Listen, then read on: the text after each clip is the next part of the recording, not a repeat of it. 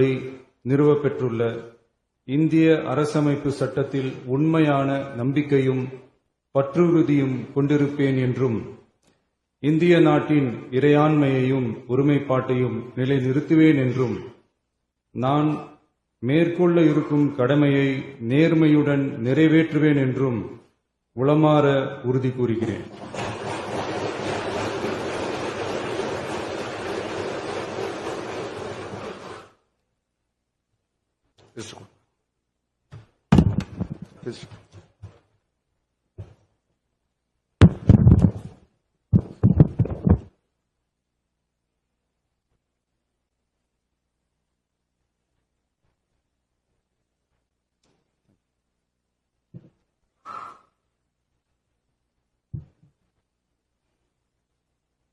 மாண்புமிகு திரு என் ஆனந்த் தியாகராய நகர்.